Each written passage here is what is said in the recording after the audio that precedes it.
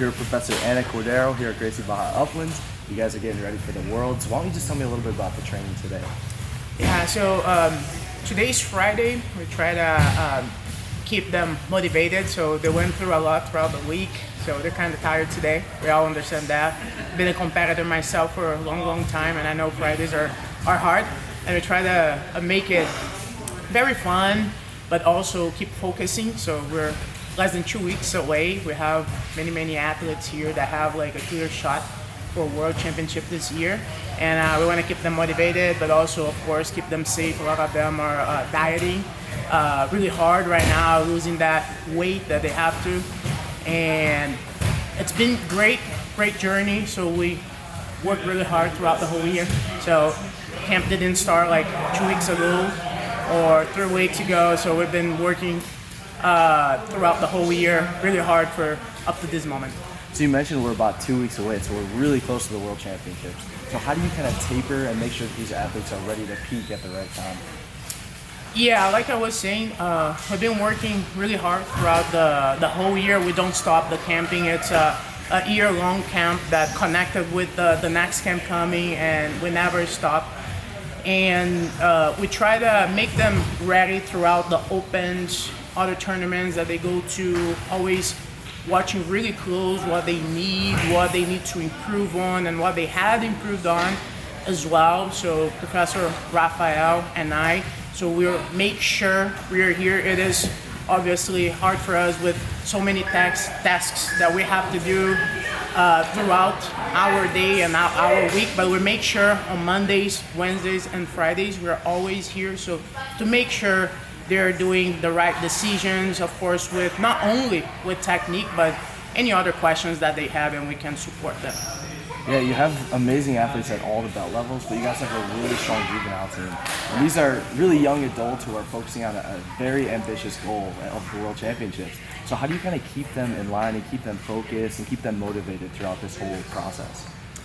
Yeah, I would say I've been teaching for over 20 years, and I feel like I have a good ability to keep them motivated and keep them united and focused. Of course, teenagers requires a lot of time, a lot of talking, and actually that's something that we like to do here. So we like to give our time to them, see what they have to tell us. So a lot of them, they are Brazilian, so they are away from home. We try to stay and keep a good connection with their family so they can feel the confidence on us, because I think above all technique or anything, the confidence, the bond that we create with them, it is really important, and that's what actually make them confident to go out there and do what they have to do. I was hoping you could touch a bit on each of the juvenile athletes that you're expecting to do really well at the World Championships. Just tell me a little bit about them and what their games are like.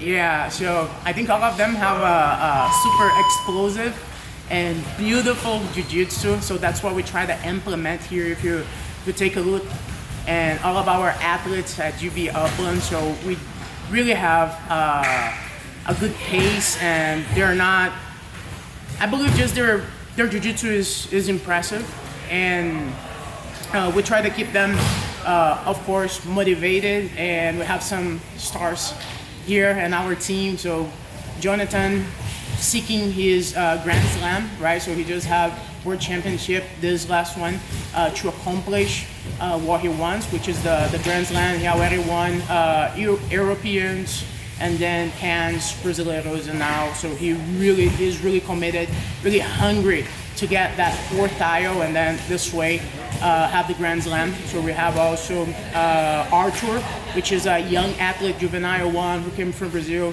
So he's been here with us, training, competing, learning a lot. So he didn't do as good as he wanted, as I thought he could have at Pans, but he's coming really strong.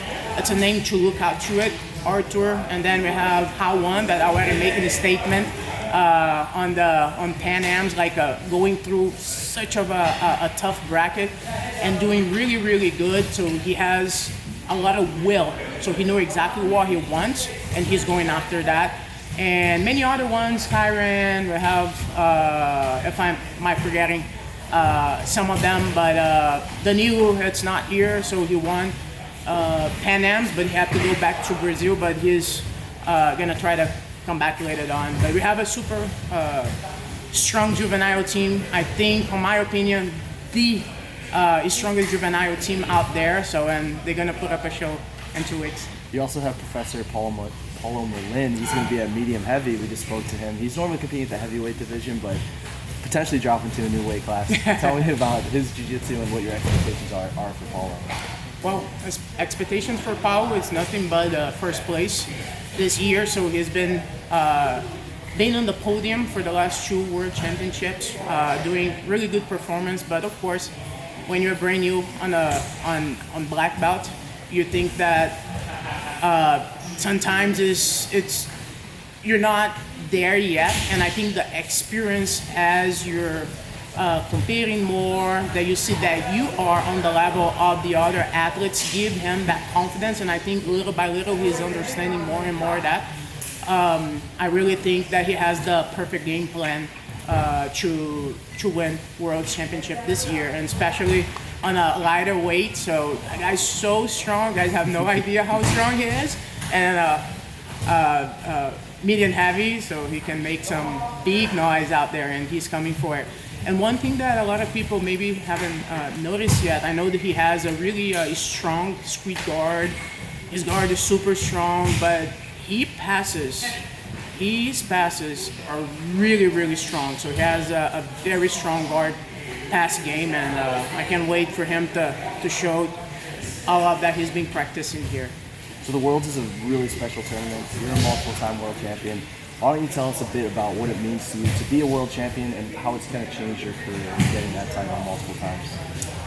Well, being a world champion, it's something that's awesome, right? I think any athlete really, really want to accomplish those goals, although it's not easy. So if you're out there, you know, there is not easy, but I believe that I like tournaments so much. I know the benefits that can bring to you, not only on the mat, but off the mat, all the resilience that you have to have once you put yourself out there to win such of a big tournament. All those benefits, I want to pass forward. I want the people to feel the same way that I felt before, and getting people ready to competition, it is my way to keep that journey, not now competing, but now off the mat, teaching them all those benefits, and of course helping them to accomplish their dreams, right? I think it's something so special when you united forces with another individual to make them achieve their dreams. And I think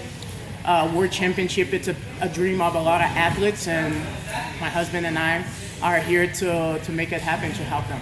Well, congrats on all the work you're doing with your team. Congrats on the beautiful facility, and thank you so much for having us. Thank you.